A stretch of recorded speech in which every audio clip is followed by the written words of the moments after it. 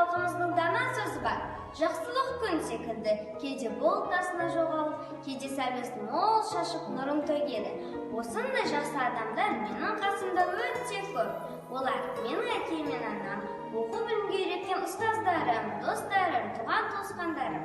Олар маған үнемі жақсылық жасап, қиын кезде көмектесуде, және өмірімнің мәнді де сәнді өтуіне септігін тигізуде. Осыған қарап, өмірде жақсы адамдар аз деп айта алмаймын. Мұндай жақсы жанның бірі мұқтаж жандарға көмек көрсетіп, қайырымдылық жасауға жаны құштар мектебіміздің асхана меңгерушісі Қаламқас Қадырбекқызы.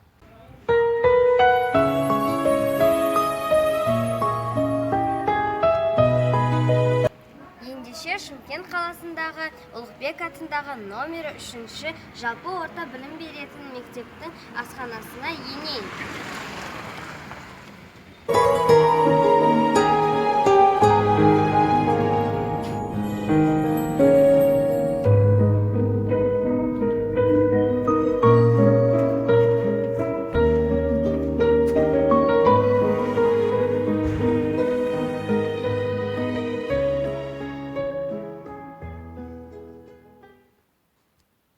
Астарыңыз дәмді болсын деген сөзді мектеп оқушылары сабақ үзілістерінде жиі оқиды. Қаламқас апайдың дайындаған тағамдары өте дәмді дейтіндер де аз емес.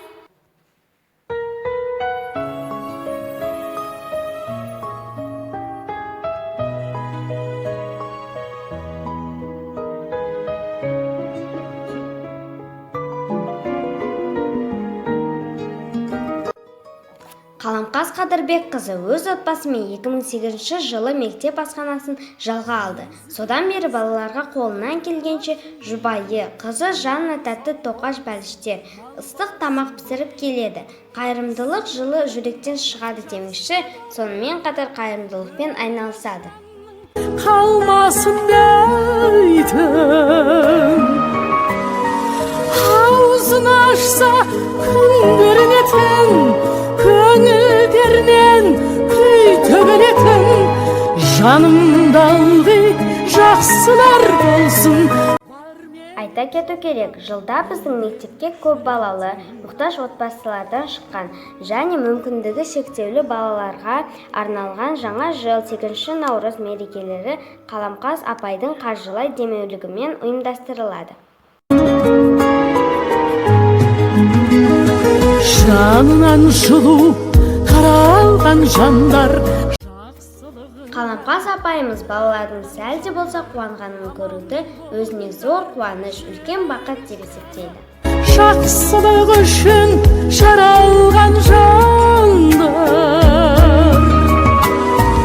аузын ашса күн көрінетін, көңілдерінен күй төгілетін, жанымда ылғи жақсылар болсын, бар менен жоқта бірге жүретін.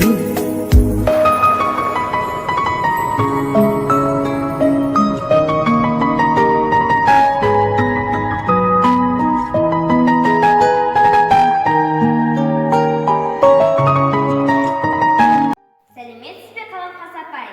Саламатсың ба, Дұрдана?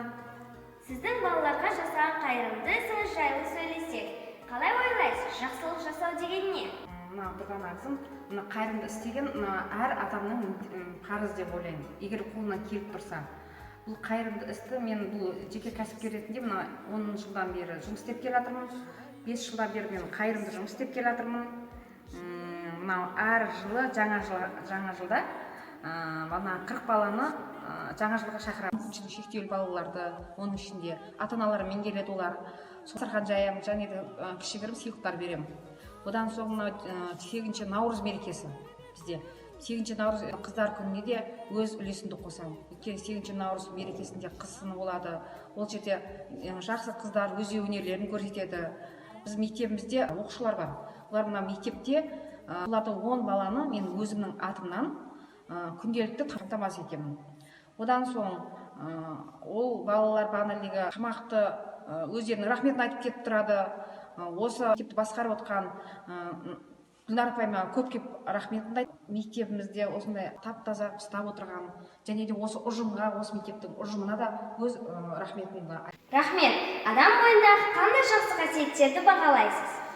Адам бойындағы ибалы, инабатты, адамгершілігі мол адамдарды бағалаймын мен.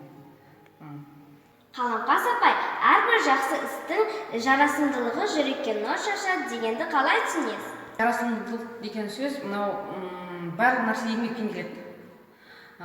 Ұрпағымызды жақсы тәрбиелеп, инабатты қылып тәрбиелеп, нұрын шашып тұрса, бізге өте құппа-құп. Ұрпағымыз жақсы болсын, тәрбиелі болсын, мәдениетті болсын, сөйлеген әр сөздеріне инабатты болса деп ойлаймын. Енді біз ұрпағымызды жақсы тәрбиелесек, бұдан да құппа-құп деп шашып тұрма деп ойлаймын енді.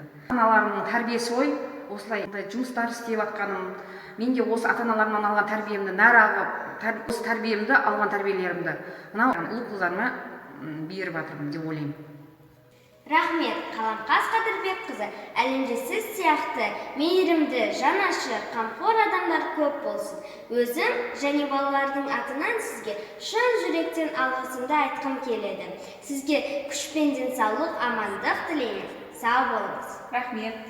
Безге қалса қарғашым дейтін, аман сау болсын мал басын дейтін. Жақсы көремін жақсы адамдарды, көңілі жанның қалмасын дейтін.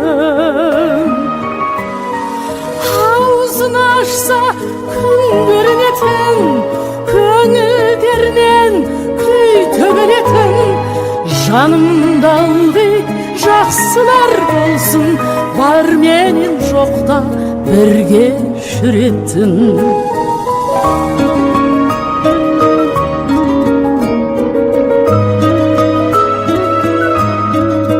Қадірлі достар, жақсы адам әрдайым жанымызда жүретінін ұмытпайық. Мен 4-ші Б сынып оқушысы Абдурахманова Дұрдар.